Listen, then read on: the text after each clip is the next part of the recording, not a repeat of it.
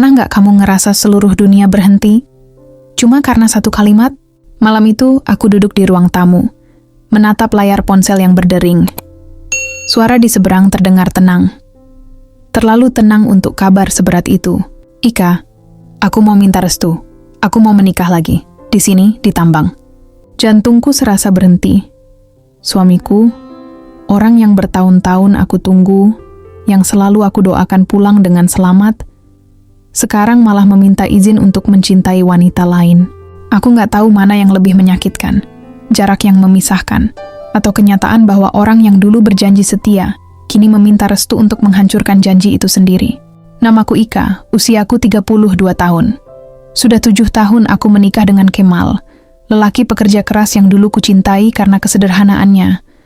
Kami menikah muda, membangun rumah tangga dari nol, dengan banyak doa dan sedikit harapan. Hidup kami sederhana, tapi penuh tawa. Kemal selalu bilang, yang penting kita saling percaya, Kak. Sisanya bisa kita hadapi bareng. 3 tahun terakhir, Kemal bekerja di tambang di wilayah timur Indonesia. Katanya, demi masa depan keluarga. Awalnya aku bangga. Ia rela berjauh-jauh demi kami. Tapi seiring waktu, kebanggaan itu perlahan berubah jadi sepi. Telepon yang dulu rutin setiap malam kini hanya sesekali. Pesan yang dulu hangat berubah jadi pendek dan tergesa-gesa. Aku mencoba mengerti. Aku tahu hidup di sana berat. Pekerjaan menuntut banyak waktu dan tenaga. Tapi jauh di dalam hati, aku mulai merasakan jarak yang tidak cuma memisahkan tubuh, tapi juga perasaan. Kadang aku bertanya, apakah ia masih memikirkan kami? Atau hanya sekadar mengingat saat butuh kabar rumah? Suatu malam aku mengirim pesan, "Kapan kamu pulang, Mal? Anak kita kangen." Ia hanya membalas singkat, "Masih belum tahukah, banyak kerjaan." Tidak ada emotikon, tidak ada ucapan rindu seperti dulu. Aku menatap pesan itu lama, sebelum akhirnya meletakkan ponsel dan menarik napas panjang. Hari-hari berikutnya terasa lambat. Aku menjalani rutinitas seperti biasa. Mengurus rumah, menemani anak sekolah, lalu kembali menunggu kabar yang semakin jarang datang. Malam terasa panjang, dan rasa rindu berubah jadi cemas.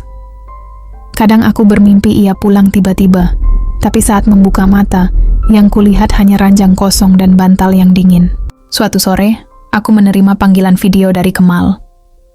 Wajahnya tampak lelah, tapi matanya berbeda. Ada jarak di sana, seperti seseorang yang sedang menyembunyikan sesuatu. "Kamu baik, Kak?" katanya. Aku mengangguk sambil tersenyum, walau hatiku berdebar. Rasanya ingin menanyakan banyak hal, tapi bibirku keluh. Ketika panggilan berakhir, aku menatap layar ponsel yang gelap. Untuk pertama kalinya, aku merasa takut. Bukan karena jarak, tapi karena firasat yang pelan-pelan tumbuh tanpa alasan. Firasat bahwa sesuatu sedang berubah. Sesuatu yang belum berani aku bayangkan akan seperti apa akhirnya. Beberapa bulan terakhir komunikasi kami semakin jarang. Kemal selalu punya alasan, rapat mendadak, sinyal jelek, lembur, atau kelelahan. Aku mencoba percaya, tapi entah kenapa hatiku tak lagi tenang. Ada sesuatu yang terasa berbeda, tapi tak bisa kutunjuk di mana letaknya. Malam itu, hujan turun deras. Aku duduk di ruang tamu sambil menatap foto keluarga kami. Di sana kami masih tersenyum, seolah tak ada yang bisa memisahkan. Lalu ponselku berdering. Nama Kemal muncul di layar, dan tanpa pikir panjang aku menjawab. "Halo, Mas." Suaraku pelan, tapi penuh harap. Dari seberang, suaranya terdengar berat. "Ika, aku mau ngomong sesuatu, tapi tolong kamu jangan kaget." Aku terdiam, jantungku mulai berdetak cepat. Ia menarik napas panjang sebelum melanjutkan.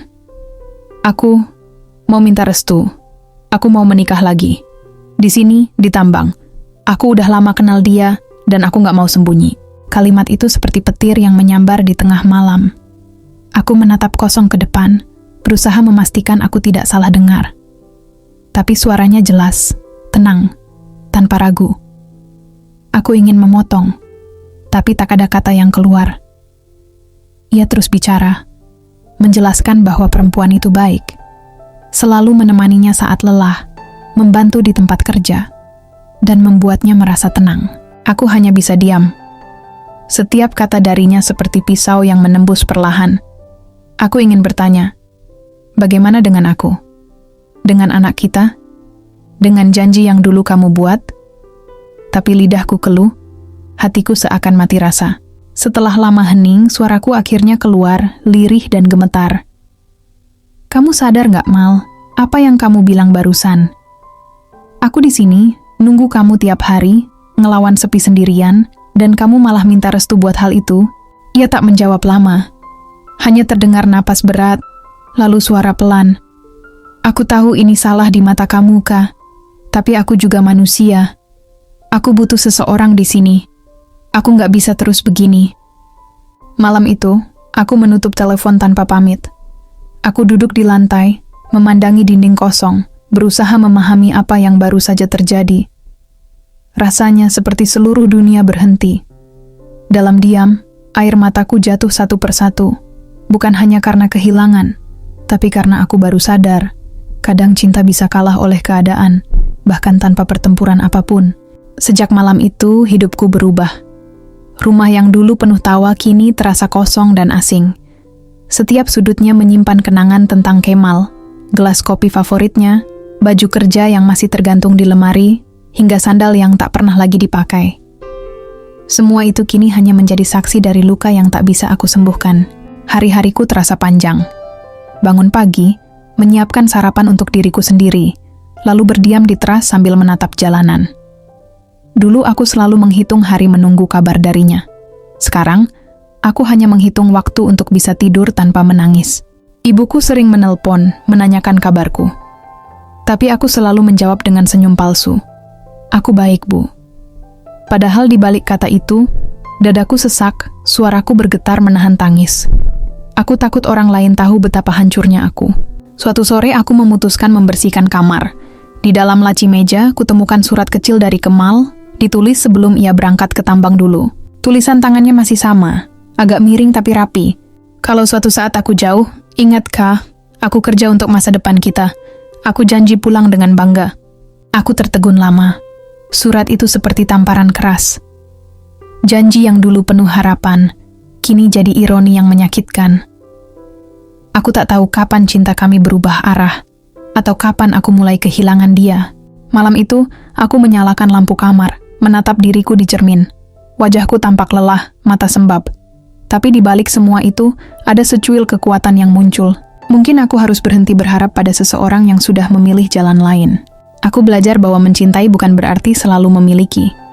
Kadang, melepaskan justru bentuk cinta paling tulus, bukan untuknya, tapi untuk diriku sendiri. Sejak hari itu, aku mulai menata ulang hidup. Aku mulai membaca lagi, bekerja dari rumah, dan perlahan membiasakan diri untuk tidak mengecek ponsel setiap menit. Masih ada hari-hari di mana aku menangis, tapi setidaknya kini aku tahu, air mata tak selalu berarti lemah. Kadang, itu tanda bahwa aku masih berusaha kuat. Waktu berjalan tanpa terasa. Musim hujan datang dan pergi, dan aku mulai terbiasa dengan sepi.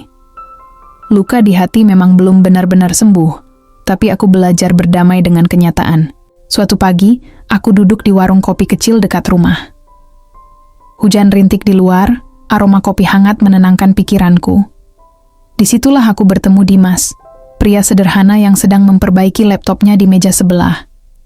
Kami sempat berbincang ringan, tentang pekerjaan, tentang hidup yang kadang tak adil. Entah kenapa, dari percakapan singkat itu, ada rasa tenang yang belum pernah kurasakan sejak lama. Dimas bukan seseorang yang datang dengan janji manis. Ia hanya hadir dengan cara yang pelan, menanyakan kabar, mendengarkan cerita, dan membuatku merasa dihargai tanpa syarat. Aku tidak tahu apakah ini cinta, atau sekadar rasa nyaman yang lama hilang. Tapi satu hal yang pasti, aku tidak lagi merasa sendirian.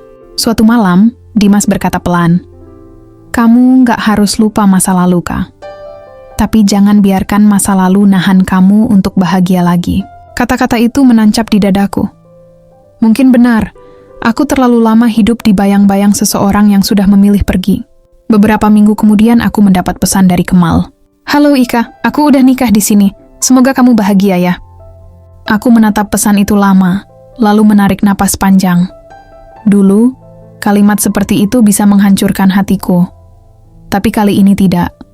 Aku hanya membalas singkat, "Selamat Mal, semoga kamu juga bahagia." Setelah itu, aku mematikan ponsel dan keluar ke teras. Langit malam tampak jernih, bintang-bintang berkelap di atas sana.